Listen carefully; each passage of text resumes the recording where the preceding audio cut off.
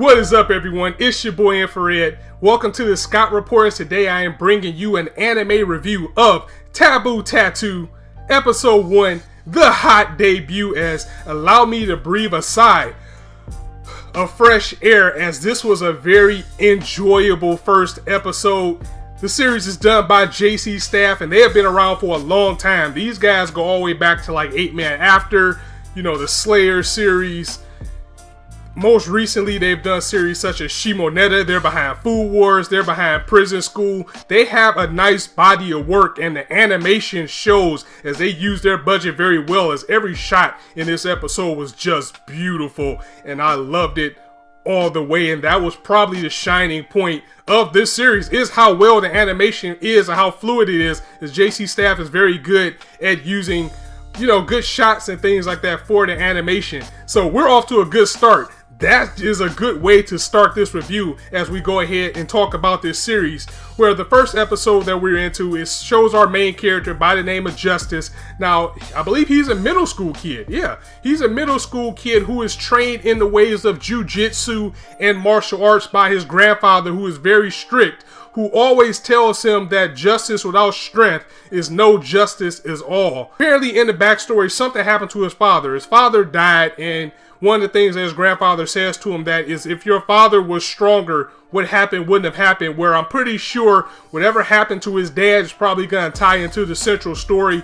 But what this story is about mostly is that Justice is a kid who actually saves a mysterious man in the alley from getting beat up by some goons. And as a thanks, this man gives Justice a stone. And when he touches the stone, it makes a tattoo on his hand, as he tells him that this stone will unlock the secrets of the world to him as we begin to embark on our journey.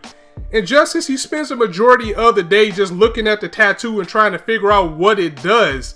And that is the mystery indeed, as we find out that these tattoos, they give the person enhanced physical abilities. Like in one point in the episode, we see a girl with the tattoo on her hand, but it came a symbol when she shot a gun. And when she shot the person with the gun, it just exploded and made a big crater behind them, as it must have enhanced her gun or the bullet or something. But it just made that impact on the gun a little bit more than it should have. So we're dealing with a superpower type of series, and I love things like that, as we're gonna see a whole bunch of different people and a whole bunch of different powers in this series. And also, let me clap it up for the opening, as I am in love with the opening, the tone, the feel, the tempo, and everything about it, as the opening is going to show more of the people that we're going to run into in this series and the different type of powers that we're going to have. And again, the sigh of fresh air comes from, I was really worried about this series at first because it's mainly a female cast, so I thought it was going to be more opie than action, but they are going in this opening with the battle scenes, and the battle scenes all together in this series, it was just so crisp and so phenomenal and clean. I loved it. As again, a majority of the day, Justice, or aka Seiki, he is trying, Seigi, I believe they call him Seigi as a nickname. He's trying to find out what this tattoo is, as even one of his friends in class said, you know, it's a conspiracy going around that people with that tattoo are part of an experiment that took place in America, and people are fighting over supremacy for it. And we do find that to be true, as one day as he's walking around, Justice encounters a girl who is the central girl of the series named Eaze. He just runs into her randomly a few times throughout the episode. At one point, she even knocks him down, and when they touch each other, the tattoos on both of their hands kind of spark, so I'm pretty sure that's going to be something big later on in the episode. But in one of their encounters, she takes his phone and lures him to a warehouse, and she brings him there to kind of test his might as far as fighting. And this is one thing that I can point out that I love about Justice already, is that he already has prior fighting knowledge from his grandfather, so he's able to hold his own in a battle, both against Eaze, who is the girl's name in this episode, the central girl with the white hair. Her name is Eaze. He's able to hold his own against her, even though he's ultimately no match, as well as the person that he fights at the end of the episode. So because he was able to keep up with her, she kind of lost control, but then snapped back into it and said, you know, I think you're worthy. You know, if you sucked, you wouldn't have gotten as far as you got with me. So for that, hi, I'm Eaze, as she begins to explain more about what's going on in this series, as everybody that has one of these tattoos, again, they're able to enhance their strength, but each person has their own, what they call a trigger. And her trigger, for example, is chalk. So with chalk, she can take chalk and turn it into what's called an air bomb.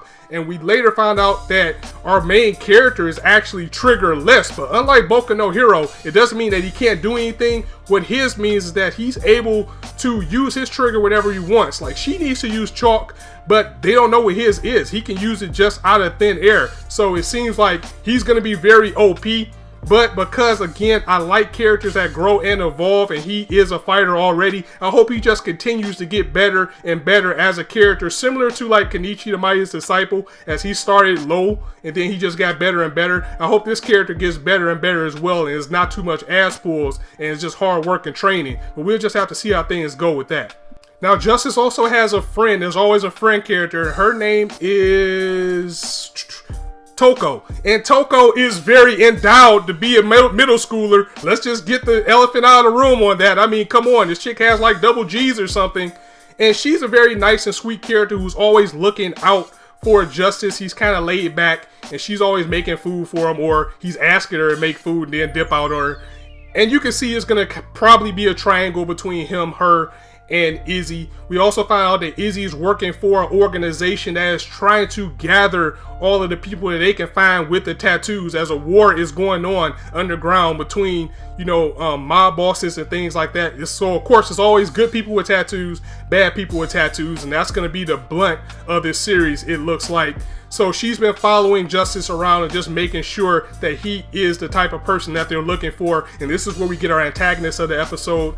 Is a man, I believe his name was Thomas, and his tattoo allows him to enhance his strength.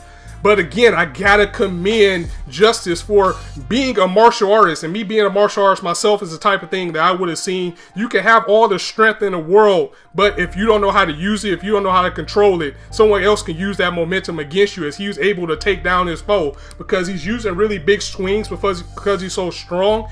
And because Justice was able to point that out, he was able to check a lot of his punches, now to throw him over or use his momentum against him to take him down.